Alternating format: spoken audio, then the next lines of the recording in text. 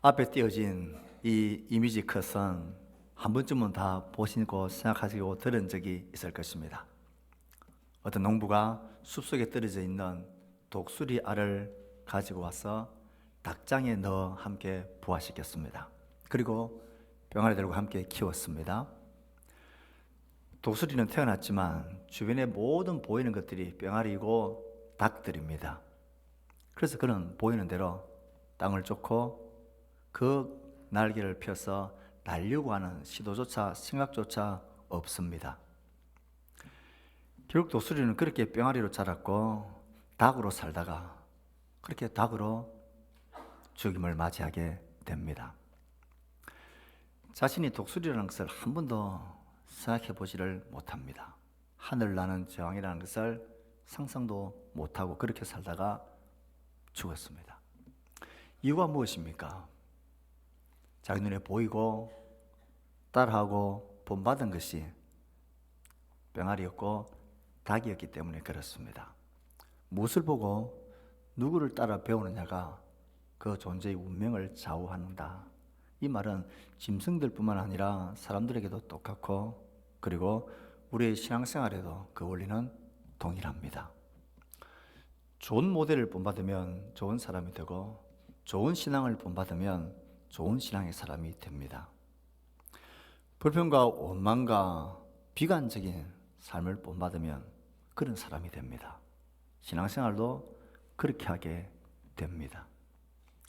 누구를 본받느냐, 누굴로 내 삶의 모델을 삼느냐, 그것은 자신의 삶을 결정짓는 중요하고 지대한 영향을 끼치게 되어져 있습니다. 바울은 오늘 이 본문에서 너희들은 함께 나를 본받는 자가 되라. 너희들은 함께 나를 본받으라고 외치고 있습니다. 이렇게 말하고 있는 바울의 마음은 불이 탑니다. 내 사랑하는 빌립보 교회 성도들이 내가 전하는 복음과 내가 따르고 있는 예수 그리스도, 그를 따르지 아니하고 그를 대적하는 대적자들의 엉터리의 삶과 엉터리의 주장을 따라서 그 믿음이 흔들릴까 봐, 그 믿음이 떨어질까 봐, 그 믿음이 변질될까 봐 애가 타는 상황입니다. 그래서 바울은 17절에서 형제들아 너희는 함께 나를 본받으라. 그리고 너희가 우리를 본받은 것처럼 그와 같이 행하는 자들을 눈여겨보라. 무엇을 눈여겨보라고 합니까? 너희들처럼 나를 본받는, 내가 전하는 이 복음을 본받아 사는 그런 사람들을 눈여겨보라. 먼저 나를 눈여겨보면서 나를 본받고 또 이들과 같이 나를 본받아 그렇게 사는 자들을 눈여겨보면서 그들과 함께 나를 본받으라 말합니다. 바울이 나를 본받으라고 말하는 것은 자신의 자신감이나 자기가 잘났기 때문에 그렇게 말하는 게 아닙니다. 바울은 빌립보서에서 자신이 어떤 삶을 살았는지, 무엇이 내 삶의 기준이고 내 삶의 목표인지를 그는 계속해서 이야기를 했습니다. 바울의 삶의 기준은 복음의 진보였습니다. 내 삶의 평안이나 아니라 장래가 보장되는 것이 아니라 내 삶의 모든 평가 기준은 이것이 복음의 진보를 가져왔느냐 가져오지 않느냐. 복음의 진보를 가져오는 것이라면 내가 감옥에 갇히고 재판을 받아 심지어 죽임을 당하여서 죽는다 할지라도 이 복음이 전파되는 것이 나에게는 기쁨이고 유익이다. 나의 죽는 것도 나는 유익하다. 이런 나를 본받으라는 것입니다. 나의 인격과 나의 잘남과 나의 똑똑함을 본받으라는 게 아니라 내가 무엇을 위해서 살고 무엇이 내 삶의 중심에 있는지, 내 삶의 기준이 뭔지, 내가 어떤 나라를 살고 어떤 삶의 의미를 가지는지를 생각하며 이런 나를 본받으라 말합니다. 바울이 이렇게 나를 본받으라고 강조하고 또 강조하는 것은, 눈물을 흘리며 나를 본받으라고 강조하는 것은 지금 빌립보 교회를 위협하는, 절대 본받아서는 안 되는, 흔들려서는 안 되는, 영향을 받아서는 안 되는 엉터리 대적자들의 삶과 그들의 주장 때문에 그렇습니다. 그래서 바울은 강국하게 너희들은 함께 나를 본받으라. 이렇게 이야기를 합니다. 그리고는 나를 본받으라고 이렇게 강력하게 이야기하고 있는 소극적인 이유를 한 가지 이야기하고, 그 다음에는 적극적인 이유를 이야기하는데, 소극적인 이유는 그 대적자들, 본받아서는 안 되는 엉터리 사람들의 그 모습을 드러내고, 그리고는 적극적으로는 우리가 나를 본받아야 할 그 중요한 핵심적인 이유, 내 안에 있는 나를 나되게 했던, 너희를 너희 되게 하는 그 핵심적인 게 뭔지를 시민권이라는 것을 가지고 이야기를 합니다.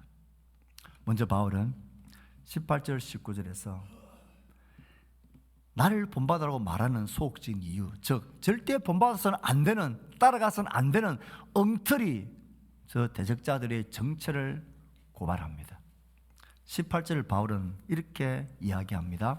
내가 여러 번 너희에게 말하였거니와 이제도 눈물을 흘리며 말하노니 여러 사람들이 그리스도의 십자가의 원수로 행하느니라. 그들을 평가하기를 그들은 십자가의 원수로 행하는 자다. 십자가의 원수로 행한다는 말은 십자가를 대적하고 조롱하고 멸시하고 아무것도 아니라고 부인하고 부정하고 비난하는 자들입니다. 복음과 교회를 핍박하고 대적하는 정통 유대인들, 그들은 예수의 십자가를 멸시했습니다. 저 예수는 십자가에서 자기 죄 때문에 처형당한 반역자라고, 신성 모독죄를 지은 자라고 멸시합니다. 어떻게 십자가의 그 죽음의 사건이 우리를 하나님 앞에서 어렵게 할 수 있다고 너희들은 말하느냐? 어렵게 되는 길은 아브라함의 혈통을 가진 순수 이스라엘인이하고 할례를 행하며 율법을 지켜야 하고 성전에서 꼬박꼬박 하나님께 제사를 드리는 선민이어야지. 어떻게 저 십자가에서 죽은 예수가 우리를 하나님 앞에서 어렵게 할 수 있다고 너희들 말하느냐? 그런 턱도 없는 소리를 하지 말라고. 십자가를 부인하고 멸시하는 이런 자들을 십자가의 원수로 살아가는 자다라고 그들을 말합니다. 그리고는 그들의 구체적인 삶의 모습들을 19절에서 네 가지로 고발을 합니다. 우리 19절 말씀을 같이 읽어봅시다. 시작.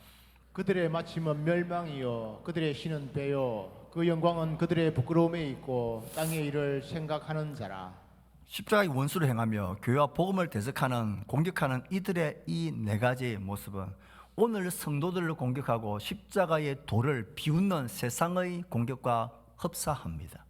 그러니 그들이나 지금 우리들이나 동일한 대적과 위협 앞에 있다는 것을 우리는 알 수 있습니다. 그들의 마침은 멸망이라 그랬습니다. 지금 그들이 교회와 복음을 멸망시키려고 그렇게 길길이 낯들지만 결국 마지막 멸망당할 그들은 그들이라는 것입니다. 그들의 신은 배라는 말은, 이 신은, 배라는 말은 자기의 배에 욕심을 채우듯, 자기의 배를 채우듯 자기의 욕심을 섬기는 자들이라는 것입니다. 그들이 아브라함을 덜먹이고 그들이 이스라엘 민족을 덜먹이고 그들이 하나님 나라를 덜먹이지만 실상은 자기들의 욕심을 숨기고 욕심을 채우려고 하는 자들이다.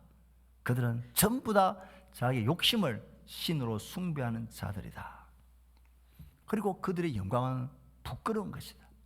그게 부끄러운 것인 줄 모르고 그게 영광인 것처럼 십자가를 멸시하고 교회를 잔멸하고 하나님 나라를 무너뜨리는, 이게 부끄러운 줄 모르고 그게 자신들의 영광인 것처럼 살아가고 날뛰는 자들이다. 그리고 그들은 결국 하늘을 이야기하고 하나님을 이야기하지만, 아브라함을 이야기하지만 그들은 결국 땅의 일을 생각하는 자다. 땅의 것들로 자기 욕심으로 가득 차 있는, 그게 무슨 영광이 되는 것처럼 하지만 결국은 썩고 없어질 부끄러움이라는 것을 모른 채 십자가의 원수로 십자가의 길을 멸시하는 자들이다. 바울은 그렇게 네 가지로 반복해서 이야기를 합니다. 왜 이렇게 강조를 하는 걸까요? 그들에게 영향받지 말라는 것입니다. 그들의 길을 따르지 말라는 것입니다. 그들을 조금이라도 흉내라도 내지 말라는 것입니다. 절대 그들을 본받아서는 안 된다는 것입니다. 그들의 엉터리의 모습, 엉터리의 삶, 엉터리의 주장 앞에 너희들 흔들리지 말라는 것입니다. 이 세상은 여전히 자기의 욕심을 채우기 위한 이기주의적인 삶을 살아갑니다. 이 세상의 모든 사람들은 자신의 삶이 주인은 자기 자신입니다. 자기의 유익들, 자기의 만족들, 자기의 배부름을 위해서라면 다른 사람들 어떻게 되어도 상관하지 않는 비도덕적이고 비인격적인 마음이 그 속에 있습니다. 땅에 있는 많은 재산과 성공과 자랑들이 영원할 것처럼 자기의 영광이라고 생각하지만 그게 결국 영원한 심판대 앞에서 부끄러움이 될 것을 생각하지 않습니다. 부끄러운 줄 모르고 자기 욕심을 채우고 부끄러운 줄 모르고 그런 것들을 자랑하며 떠벌리며 자기의 영광이라고 소리치는 세상, 결국 땅의 것들을 추구하며 땅의 것들을 가지고 만족으로 삼는 세상은 여전히 교회인 십자가를 따른 우리들에게 너희들 이런 것도 없이 그렇게 사는 게 그게 삶이라 할 수 있어? 너희들 늘 그렇게 살다간 뒤처지고 그렇게 살다간 인간 구실 제대로 못한다. 신앙도 믿음도 기도도 네 앞가림 하고 났어. 뭔가 좀 번듯하게 살아가야 니도 다른 사람한테 예수 믿으라고 말할 수 있지 않겠냐. 네 모양과 네 꼴을 보라고 우리를 조롱하고 비웃습니다. 사랑하는 성도 여러분, 그들은 다 십자가의 원수로 행하는 자들입니다. 그들의 결국은 부끄러움이고 땅의 것입니다. 그들은 결국 자기 욕심을 따라 사는 그런 인생들, 자기가 자기 주인 된 인생들, 땅의 것으로 끝날 허망한 인생들입니다. 그런 모습에 미혹되지 마십시오. 그런 소리에 기죽지 말아야 합니다. 그런 소리에 나의 마음이 흔들리지 말아야 합니다. 바울은 이런 엉터리의 모습을 그들에게 말하면서 이들을 따라가지 말고 내가 간곡하게 눈물 흘리며 이야기하는데 그들의 마음, 그들의 삶을 동경하지도 말고 그들을 본받지 말고 나를 본받으라. 이제 바울은 이런 소극적인 본받지 말아야 될 그들의 모습을 이야기하고 난 이후에 진짜로 적극적으로 진짜 하고 싶은 말, 왜 나를 이렇게 본받으라고 그가 말하고 있는지 그 핵심적인 정신을 이야기합니다. 우리 20절의 말씀을 우리 같이 한번 읽어봅니다. 시작. 그러나 우리의 시민권은 하늘에 있는지라 거기로부터 구원하는 자 곧 주 예수 그리스도를 기다리노니. 네.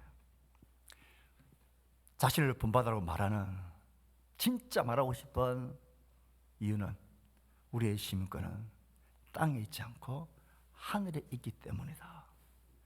내 삶을 보라는 것입니다. 바울의 삶을 보면 바울은 땅에 속한 사람이 아닙니다.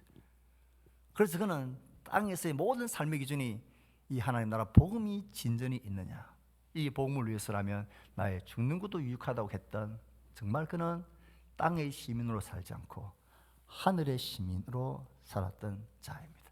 여기서 하늘은 원어에서 하늘들이라고 복수로 되어져 있습니다. 유대인들에게서 하늘들이라 이것은 하나님이 통치하시는 하나님의 나라를 이야기합니다. 그러므로 우리의 시민권은 땅의 나라에 있지 않고 우리의 시민권은 하나님이 통치하시는 하나님의 나라에 있다. 그 말은 우리는 이 땅을 섬기며 땅을 숭배하며 땅을 목적하고 살 자들이 아니라 우리는 우리의 왕이신 하나님을 사랑하고 하나님을 섬기며 그의 말씀을 따라서 하나님의 백성으로 살아가야 될 자들이다. 우리는 땅에 속한 자들이 아니라 하나님에 속한 자들이다. 우리는 존재가 다르다는 것입니다. 우리는 정체가 완전히 본질적으로 다른 자들이라는 것입니다. 그래서 우리는 땅을 추구하는 자들, 땅에 속한 자들, 그 영광을 추구하는 자들의 소리에 귀막고 흔들리지 말고 그렇게 살아가고 있는 나를 본받으라. 하나님 나라 시민이 우리들이고 우리의 시민권은 하늘에 있다 말합니다. 그래서 바울은 거기로부터 구원하는 자 곧 주 예수 그리스도를 기다린다. 예, 하나님 나라는 우리의 구원자 주 예수 그리스도가 그의 통치와 그의 나라를 가져온다는 것을 믿는 믿음으로 사는 하나님의 백성들의 삶을 이야기합니다. 대한민국 사람은 대한민국의 헌법을 따르는 자들입니다. 하늘의 시민권, 우리들은 하늘의 헌법, 하나님의 통치를 따르는 자들입니다. 그러니 우리가 어떻게 이 땅의 것을 추구하며 그들의 소리에 귀 기울일 수 있겠느냐 하는 것입니다. 여기서 구주 예수를 기다린다, 이 기다린다라는 표현은 마치 우리가 시간이 되어서 버스가 올 때가 됐나, 그 버스를 기다리는 막연한 기다림, 가벼운 기다림이 아닙니다. 이 기다린다라는 것은 기다리다가 오면 말고 늦어지면 뭐 또 기다리면 되고, 혹 놓치면 또 다음 버스 오면 되니까 뭐 편하다, 이런 기다림이 아니라 이 기다림은 정말 간절한 기다림입니다. 전심으로 기다리는 기다림입니다. 이것이 아니면 내 삶에 의미가 없는 듯이, 이것을 놓치면 모든 것을 다 놓친다는 듯이, 이것 아니면 안 되겠다라는, 이것에 내 모든 삶을 걸고 모든 목적과 초점을 맞추고 기다리는 내 삶의 중심과 목적과 이유와 가치가 있는 그 기다림입니다. 우리는 하나님 나라의 백성으로서 이 땅을 살다가 우리의 구주, 그 영광의 주가 우리 가운데 임하게 될 그 날을, 온전히 모든 것을 나타내시고 드러내실 그 날을 우리는 기다리는, 우리는 하늘에 속한 하나님의 시민, 하나님의 백성들이라는 것입니다. 이 간절한 기다림을 아는 사람들, 이 간절한 기다림을 가지고 있는 사람들, 내가 하늘에 속한 하나님의 백성이라는 사실을 알고 그 백성의 삶을 살아가는 일에 흔들리지 않는 사람들, 때론 이방 땅에서 어려움이 있고 힘겨움이 있고 고난이 있고 핍박이 있다 할지라도 내가 흔들리지 않고 이 하늘의 시민권을 포기할 수 없다는 사실을 간절한 마음으로 가지고 있는 자들, 그래서 그렇게 살아가고 있는 나를 너희들을 본받아 너희들도 하늘의 시민으로 살아가라고 이야기하는 것입니다. 바울이 이 시민권을 이야기하는 것은 이유가 있습니다. 교회를 핍박하는 유대인들이 로마의 권세를 등에 업어서 교회와 복음을 핍박한다 그랬습니다. 분명하죠. 로마의 제국은 황제가 신이라고, 황제가 우리의 구주고 우리의 주고 황제가 신의 아들이라고 고백하고 믿는 황제 숭배 사상이 찌들려 있는 나라입니다. 그런데 저 예수쟁이들은 황제가 우리의 주가 아니라 예수 그리스도가 십자가에서 못 박혀 죽은 그가, 부활하신 그가 우리의 주라고 고백하고 황제가 주라는 것을 거부합니다. 이들은 예수 그리스도가 하나님의 아들이라고 믿는 자들입니다. 황제가 신의 아들이라는 것을 거부하는 자들입니다. 황제 숭배를 거절하는 자들입니다. 이렇게 고발이 들어가니까 로마 권세가 교회를 핍박하고 죽이는 거예요. 핵심은 뭡니까? 너희들은 더 이상 로마의 시민권일 수 없다. 그 시민권을 박탈해 버리는 거예요. 로마 시대에 로마의 시민권을 박탈당한다. 이건 정말 많은 어려움을 각오하는 것입니다. 안전과 보호와 권리를 잃어버리는 것입니다. 심지어는 몸의 학대뿐만 아니라 죽음까지도 감당해야 될 일이 로마의 시민권을 잃어버리는 것입니다. 이런 상황 속에 있는 교회를 향하여 바울은 지금 이야기하는 것입니다. 너희들이 예수를 믿고 예수를 따르는 것 때문에 로마의 시민권, 이 땅의 시민권을 잃어버리는 것으로 인해서 어려움과 고통과 심지어 죽기까지 하는데, 그래도 너희들은 물러서지 말라는 것입니다. 그래도 너희들은 두려워하지 말라는 것입니다. 왜? 너희들은 땅의 시민들이 아니라 하늘의 시민이기 때문에 그렇다. 너희들의 진짜 정체성, 진짜 소속은 이 땅이 아니라 하늘에 있고, 너희들의 진짜 왕, 우리가 온 마음을 다해 섬길 우리의 왕은 땅에 있는 눈에 보이는 왕이 아니라 하늘에 있는 우리의 통치하시는 살아계신 하나님이, 그 예수 그리스도, 그가 우리의 신이시고 우리의 왕이다. 너희들이 그 로마의 시민권을 빼앗김으로만 해서 어려움과 혼란과 고통을 당할 수 있지만 우리에겐 더 좋은 하늘의 시민권이 있다는 것을 바울은 이야기하고 싶었던 것입니다. 그래서 너희들 땅의 쾌락과 땅의 안정과 땅의 번영을 혹 위협당한다 할지라도 너희들은 땅의 시민이 아니라 하늘의 시민이니까 그걸 이상하게 여기지도 말고 그것에 굴복하지 말 것을 바울이 말하고 싶은 것입니다. 저 아프리카 오지에 선교사를 하시다가 잠시 본국에 가서 선교 보고를 하고 선교 준비를 해서 다시 그 나라 오지에 들어가기 위해서 그 현지 나라 항공공항에 입국 심사를 받고 있는 선교사님이 계십니다. 그 입국 심사관이 그 선교사님에게 딱 하듯이 이렇게 묻습니다. 당신은 왜 이렇게 힘들고 위험한 나라에 제 발로 들어오려고 하십니까? 나도 이 나라 사람들이라면 전부 다 이 나라를 떠나고 싶은 그런 나라인데 왜 당신은 그 좋은 자기 안전한 나라를 버리고 이곳에 들어오려고 합니까? 그래서 선교사님 이렇게 대답을 합니다. 예, 저는 이곳 시민이 아닙니다. 저의 시민권은 나의 본국에 있고 진짜 나의 시민권은 하늘에 있습니다. 그래서 내가 내 나라가 아닌 시민이 아닌 이곳에서 내가 불편함을 당하고 어려움을 당하고 고통을 당하는 것은 이건 괜찮습니다. 진짜 나의 시민권은 하나님 나라에 있고 본국에 있기 때문에 그렇습니다.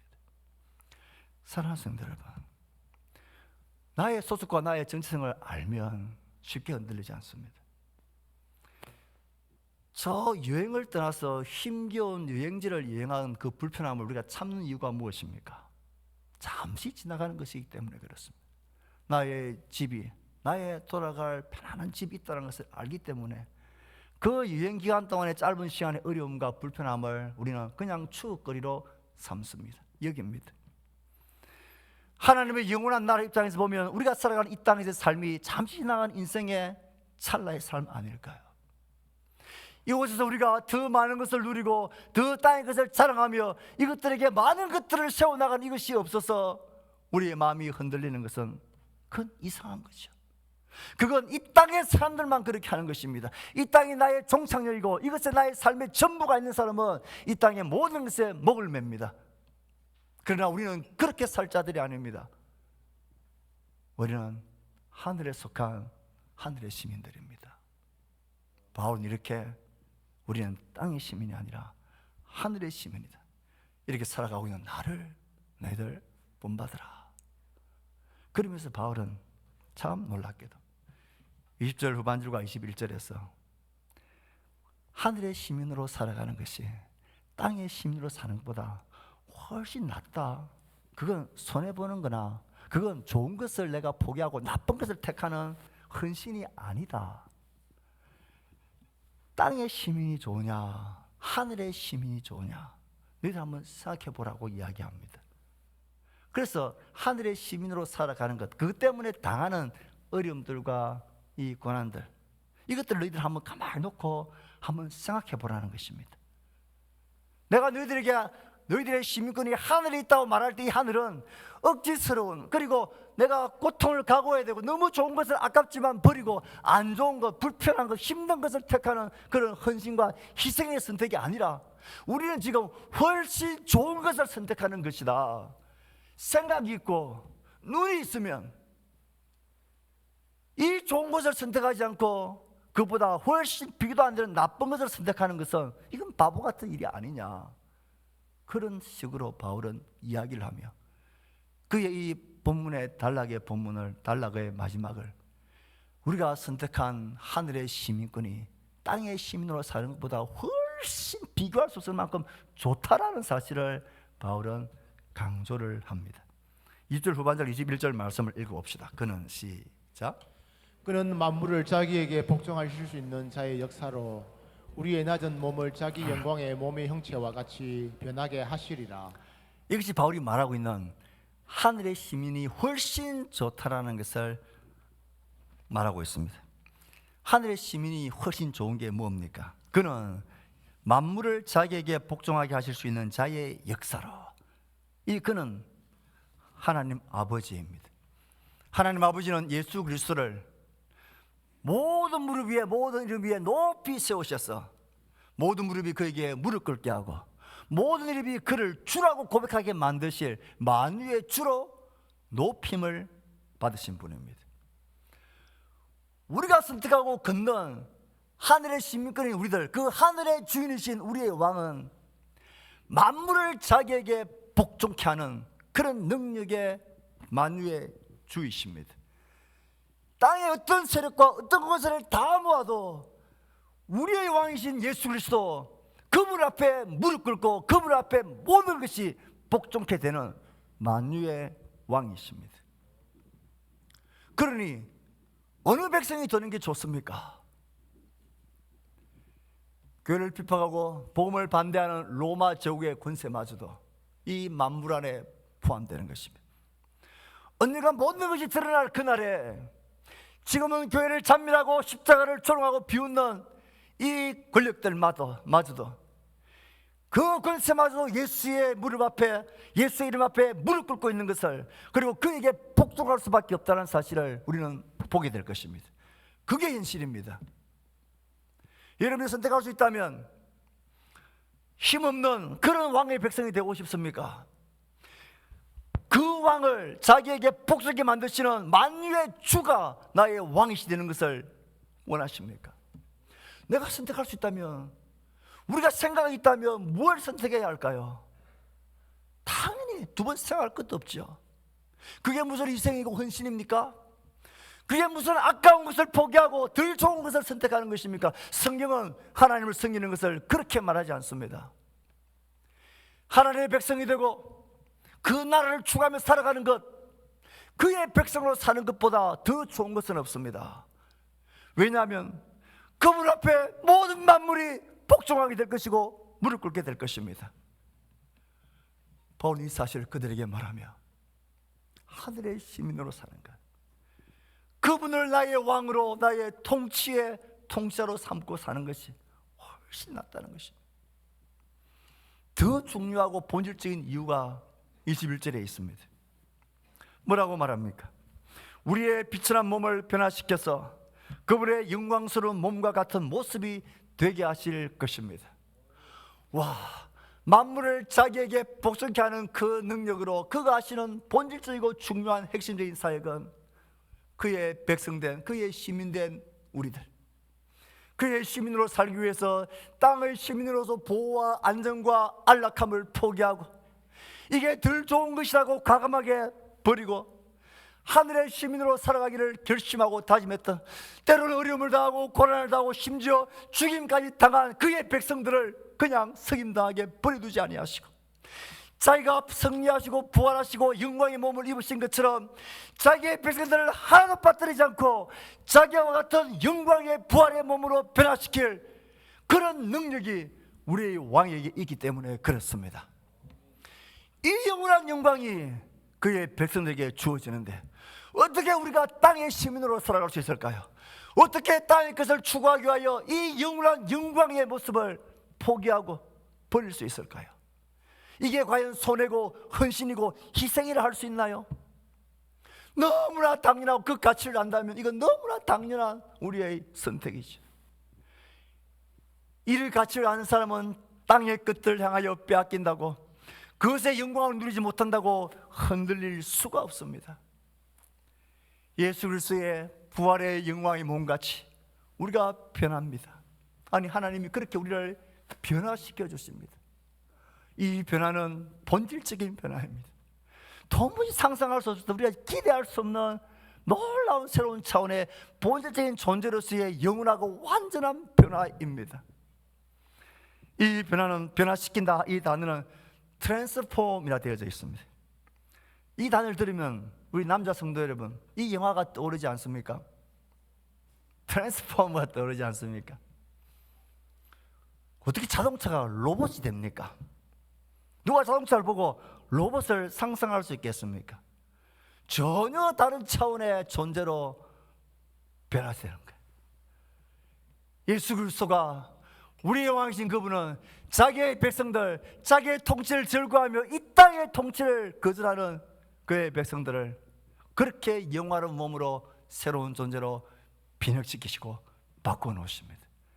이것이 우리의 결론이고 우리의 결과라면 도대체 우리가 이 땅에서의 잠깐의 삶을, 땅의 시민임을 거절하고 우리의 왕이신 하나님을 섬기는 하늘의 백성으로 살아가는 것이 그게 무슨 억울함입니까? 황송함이죠.